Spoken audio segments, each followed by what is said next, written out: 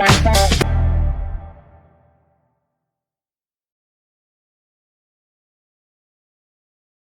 everyone, and welcome to our deep dive all about the future of work. It's a hot topic, that's for sure. Yeah, definitely a lot of buzz around it. But between AI making headlines left and right and the job market seeming like it's changing by the day, it's kind of overwhelming, right? Yeah, it can feel like you're trying to hit a moving target. Exactly. So that's what this deep dive is all about, giving you the clarity you need to navigate this new world of work. We're cutting through the noise and getting right to the need-to-know info from your stack of articles and reports. So less hype, more like a clear roadmap to the future. Exactly. And one of the things we see pop up again and again in these reports is this idea of jobs disappearing. Right, which, let's be honest, is enough to make anyone nervous. For sure. But what's interesting is that when you dig a little deeper, it's not so much about jobs disappearing as it is about jobs transforming. That's a much better way to put it. Yeah. Because the reality is work is changing, but it's not going away. Job transformation. I like the sound of that much better, but what does that actually look like in the real world? Well, think about a typical factory, right? Okay, got it. Factory floor. Years ago, it was all about people doing the same tasks over and over on an assembly line. Right, kind of like Charlie Chaplin in Modern Times, that image. Exactly. Yeah. But fast forward to today, and you'll see robots taking over those repetitive, physically demanding jobs. But here's the important part. It doesn't mean those workers are out of luck. Their roles have transformed. So instead of being replaced by robots, they're managing the robots. In a way, yeah. They're overseeing those robots, solving problems that the robots can't handle, and making sure everything runs smoothly. So it's the same workplace, but their skills and responsibilities have leveled up. Okay, so we're not all becoming unemployed, we're becoming robot managers. I can get on board with that. Still, I'd imagine that requires a whole new set of skills. Absolutely. It's not as simple as just pushing a button and letting the robots do all the work. So for our listeners out there who are thinking, okay, that's interesting, but what about my job? What should they be considering? That's the key question, right? What I'd encourage everyone listening to do is to think about their current job, or even a dream job they might have, and look at it through this lens of transformation. What aspects of your work could potentially be automated? And even more importantly, what are the skills that would make you indispensable in that new, evolved role? So, like if I work in finance, maybe instead of just being a whiz at crunching numbers and spreadsheets, I need to learn how to work with algorithms that analyze market trends. Exactly. It's about anticipating those shifts and making sure you're prepared with the skills that will be in demand. Got it. Stay ahead of the curve. Now, speaking of staying ahead, can we talk about the elephant, or maybe I should say the AI in the room? Right, because everyone's talking about AI these days. There's a lot of excitement, some fear, a lot of hype. Where do we even begin? It can be overwhelming, that's for sure. It really can. So let's try to break it down in a way that makes sense, No hype, just a realistic look at how AI is already impacting work and what it might mean for the future. Exactly, and I think the most important thing to remember is that it's not about humans versus machines. It's about humans and machines working together. Each has its own strengths, right? Okay, so it's about collaboration, not competition. I like that. That's what it boils down to, yeah. But what does that actually look like in practice? Can you give us an example of this human-AI teamwork playing out in the real world? Absolutely. Let's take healthcare, for example. One area where AI is really shining is in analyzing medical images, things like X-rays and MRIs. Oh, wow. So it's like having a second set of eyes, but even more precise. It's really amazing. AI can often spot things, sometimes even faster and more accurately than human eyes. But, and this is key, it doesn't mean radiologists are out of a job. So they're not being replaced, their roles are not evolving. Exactly. They're using these AI-powered insights to make even better diagnoses and treatment plans. And it frees up their time to focus on what humans do best, spending time with patients, providing empathy and support, and really focusing on the human side of healthcare. That's reassuring to hear. So the AI is like a superpowered assistant, helping doctors be even better at their jobs. Exactly. But what about something that hits a little closer to home, like when I'm doing my online shopping? Does AI come into play there too? Oh, absolutely. Our shopping experiences are already being shaped by AI in ways we might not even realize. Really? Okay, now you've piqued my interest. Tell me more. Well, think about those personalized recommendations you see online, like, you might also like this, or even the targeted ads that seem to know exactly what you're interested in. That's often AI working behind the scenes. So it's like AI is playing matchmaker between me and products I'm more likely to buy. You could say that. These algorithms are analyzing your browsing history, what you've bought before, your demographics, all sorts of data to try to predict what you'll be interested in next. That's actually pretty cool when you think about it, but also maybe a little creepy. It definitely highlights the importance of using AI responsibly, especially when it comes to personal data. That's a whole other conversation. For sure. But just going back to this idea of human AI collaboration for a second, it seems like the takeaway here is that AI is incredible at dealing with huge amounts of data, finding patterns, and doing things with speed and accuracy that would take us humans much, much longer. Absolutely. And that frees us up to focus on the things that AI isn't so great at: empathy, creativity, critical thinking, making those judgment calls that require intuition and experience, the things that make us uniquely human. So the future of work isn't about being replaced. It's about learning to work with these technologies, using their strengths while continuing to develop and value our own human capabilities. Now you're getting it. It's about adaptation, continuous learning, and really embracing the possibilities this new world of work has to offer. And speaking of embracing possibilities, what about this whole explosion of remote work? The pandemic definitely threw fuel on that fire, but it seems like it's here to stay, right? Oh, absolutely. The pandemic might have accelerated it, but remote work was already on the rise. And now it's fundamentally reshaping how and where we work. And I'm guessing that reshaping comes with its own set of advantages and disadvantages, right? You're right on the money. There are some incredible upsides to remote work, but also a few potential downsides we need to be aware of. Let's start with the good stuff. What are the biggest benefits people are seeing from this shift to remote work? Well, the flexibility is a game changer for a lot of people. No more commuting and rush hour traffic, more time with family, the ability to work from anywhere with a decent Wi-Fi connection. It's like the world is your office. That's what a lot of people are loving about it. Yeah. And it can be a win-win for companies, too. They get access to a much wider pool of talent, potentially lower their overhead costs, and some studies even show higher productivity from employees who thrive in a remote setting. Okay, so potentially less stress, more flexibility, and even a boost in productivity. Sounds pretty good to me. But you mentioned some downsides, too. Yeah, it's not all sunshine and roses, unfortunately. One of the biggest challenges people face with remote work is the potential for isolation. That makes sense. When you're not interacting with colleagues face-to-face every day, it can be easy to feel disconnected. Exactly. And for some people, that can be a real struggle. And then there's the challenge of setting boundaries between work and your personal life. Oh, that's a big one. When your home is your office, it can be easy for those lines to get blurred. Tell me about it. It's so tempting to answer just one more email at 9 p.m. when your laptop is right there. It's a slippery slope. It really is. And then from a company perspective, there can be challenges with team communication, building a strong remote work culture, and making sure collaboration still happens effectively across different time zones. It sounds like making remote work actually work requires some adjustments, both for individuals and for companies. 100%.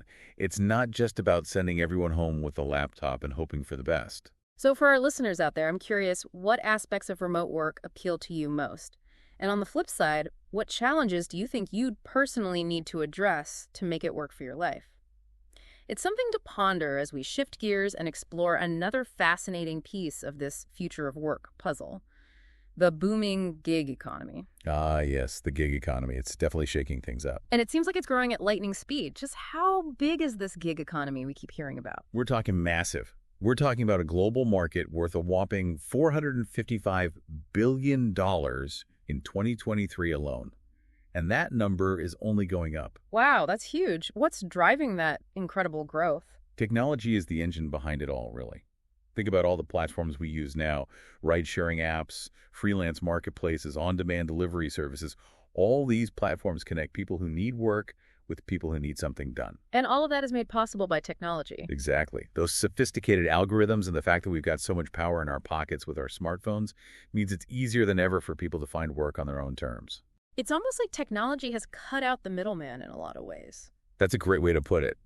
This easy connection has opened up so many opportunities, both for people who want flexibility and for businesses who need specialized skills, but maybe not on a full-time basis. So it's kind of like a win-win. It can be, definitely. What are some of the most common jobs in this gig economy? I feel like most people think of like driving for a ride-sharing app or delivering food. Those are definitely popular options, especially with the rise of e-commerce. But it goes way beyond that. There's a huge need for skilled freelancers in all sorts of industries. So we're talking about like the software developers who are building all these platforms we're using. Exactly. But it's not just tech. Think freelance writers and editors, marketers, designers, virtual assistants, consultants, web designers. The list goes on and on. Wow, so you can build a whole career in the gig economy. Absolutely. And for these high-skill gigs, the earning potential can be significant. We're talking six-figure salaries for some of the top earners. Okay, so it's not just about side hustles and making extra cash. You can actually make a living, and a good one, in the gig economy. That's right. The gig economy is incredibly diverse, with opportunities across skill levels and industries. But it can't all be easy money and flexible schedules, right? Yeah. There must be some downsides or concerns about this way of working, too. You're right, there are definitely some trade-offs. While the flexibility and earning potential are really appealing, gig work often lacks the traditional safety nets of full-time employment. You're talking about things like health insurance, retirement contributions, paid time off, all the benefits that come with a traditional job? Exactly. A lot of gig workers are considered independent contractors, which means they're on their own when it comes to those benefits and don't always have the same legal protections as full-time employees. And I imagine the income can be unpredictable, too. That's another thing to consider, yeah. Your pay can fluctuate depending on the gigs you get, and there's no guarantee of a steady paycheck every week. It takes a certain type of person to thrive in that kind of environment. Someone who's super organized, good with money management, and comfortable with some risk. It does. Self-motivation is key. You have to be able to manage your time effectively, stay on top of deadlines, and hustle to find new clients. And let's not forget the potential for burnout. That's a big one that often gets overlooked. It can be so tempting to say yes to every opportunity, especially when you're first starting out in the gig economy. But that can lead to working around the clock and feeling completely burned out. That's why setting boundaries is so crucial for gig workers. So it seems like the gig economy is a bit of a mixed bag. On the one hand, there's potential freedom, flexibility, and great earning potential. But on the other hand, you need to be incredibly self-motivated, comfortable with some level of uncertainty, and really good at managing all aspects of your work life. You've hit the nail on the head. It's about weighing those trade-offs and deciding if it's the right fit for you. Exactly. It's not the perfect solution for everyone, that's for sure. But it's undeniable that it's changing how we think about work, and it's creating incredible new opportunities for people who are willing to embrace its unique challenges and rewards. We've covered a lot of ground here already. Job transformation, the rise of AI, the ins and outs of remote work, and now the gig economy boom. It's a lot to take in. It really is. So we'll take a quick break here to let everything sink in. Then, when we come back, we're tackling the big question on everyone's mind. With all this change happening in the world of work, how can we future-proof our careers? The million-dollar question. And we'll dive into that right after this. It really is the million-dollar question, isn't it? But I think instead of getting overwhelmed by every new headline or trend that comes along, let's shift our focus to what we can actually control, developing the skills and adaptability we need to thrive in this constantly evolving work world. Okay, I like that. Less panic, more proactive planning. But where do we even start with that? Well, a good place to start is by understanding the two key skill categories that are going to be absolutely essential for future success. Okay, lay it on me. What are they? We're talking about technical skills and soft skills. Those are the two big ones. Okay, let's break those down, starting with technical skills. I'm guessing this goes beyond knowing your way around a spreadsheet and being able to send an email. You could definitely say that. When we talk about technical skills in the context of the future of work, we're talking about things like AI and machine learning, data science, cybersecurity, cloud computing, all those areas where technology is advancing at warp speed. So learning to code, wrangling data, outsmarting hackers, basically becoming some kind of tech wizard. You don't necessarily have to go that extreme, though those are definitely in-demand skills. The real key is to identify the specific technical skills that are most relevant to your field or the career path you're interested in pursuing. So if I'm in marketing, maybe I should be learning about marketing automation tools and how to use data to target my campaigns more effectively. Exactly. Figure out how technology is changing your industry and then hone in on the technical skills that will help you stay ahead of the curve. Makes sense. But here's the thing. Technology changes so quickly. What's the point of spending all this time and energy learning a specific technical skill if it's just going to be obsolete in a couple of years? And that, my friend, is where those other essential skills we talked about come in. Soft skills. Okay, the human touch. Tell me more. Exactly. These are the skills that are much harder, if not impossible, to automate. And they're becoming more important, not less, as technical skills evolve. Okay, so we're talking about things like communication, problem solving, creativity, teamwork, adaptability, emotional intelligence, all those uniquely human skills. You got it. These are the skills that help us navigate complex situations, build strong relationships, communicate effectively, adapt to new information and challenges, think critically, solve problems creatively.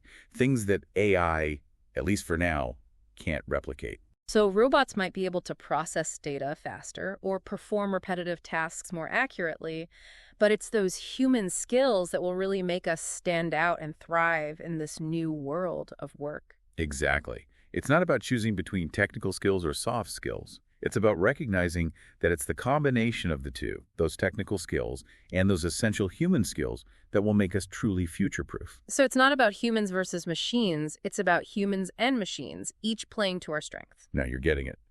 And that brings us to another really important point, and that's this idea of lifelong learning. Ah, yes, the idea that learning shouldn't stop when we finish school. Exactly. Yeah. In this rapidly changing world, the ability to constantly learn new things, unlearn outdated information or ways of doing things, and relearn is absolutely crucial for anyone who wants to stay ahead of the curve. So instead of trying to find that one forever job that will provide stability for our entire careers, which feels almost impossible these days, it's more about developing the adaptability and resilience to navigate a career landscape that's constantly changing, right?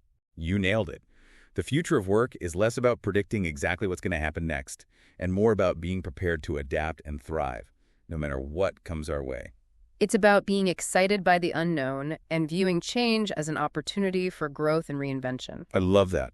Now, while we're feeling all inspired and empowered, how about we shift gears a bit and explore how this new world of work is changing not just what we do, but how we work as well? Okay, you've definitely got my attention. What do you mean by that? Well, think about the traditional model of work, right?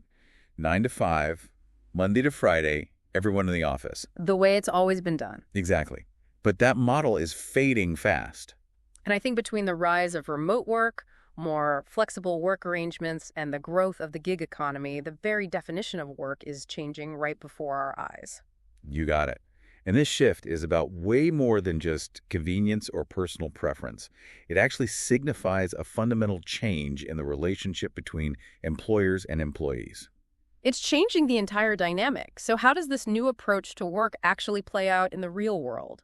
It's changing how we approach work-life integration, for one thing. Okay, so it's less about separating work and life into neat little boxes and more about finding ways to integrate them in a way that works for us. Exactly. And this has huge implications for both individuals and for companies. So for individuals, it sounds like this new world of work requires us to be more adaptable, self-directed, and really proactive in shaping our own careers. We can't just expect to get a job and have everything laid out for us. We have to be more in the driver's seat of our careers. That's a great way to put it.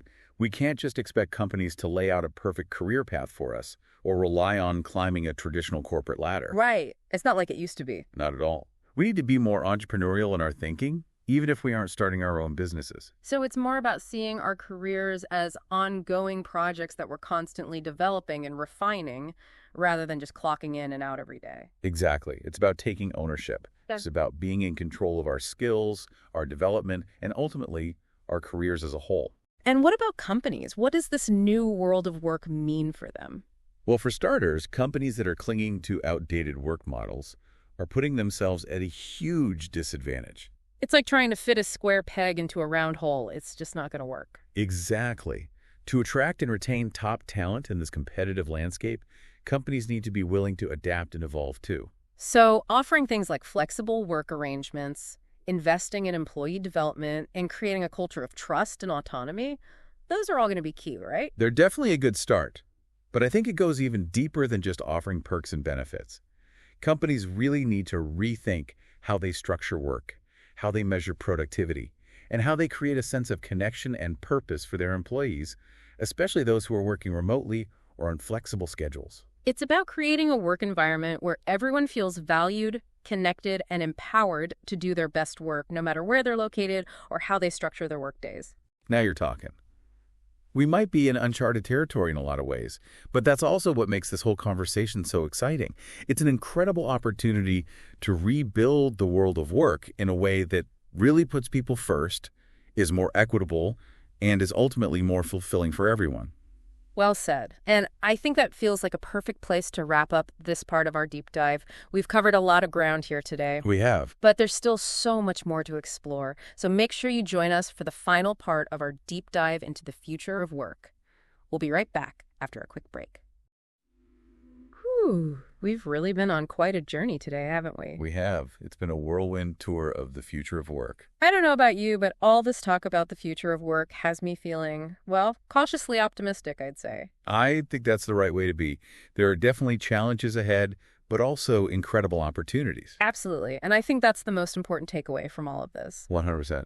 The future of work isn't some predetermined thing that's just going to happen to us. It's something that we're all creating together every single day through the choices we make, the skills we develop, and the way we choose to show up in the world. Beautifully said. So as we wrap up this deep dive into the future of work, I want to leave you with this thought. Okay, I'm listening. Don't be afraid to embrace the unknown. Be bold, be curious, be adaptable, and most importantly, be excited about the possibilities that lie ahead. Because the future of work is what we make it.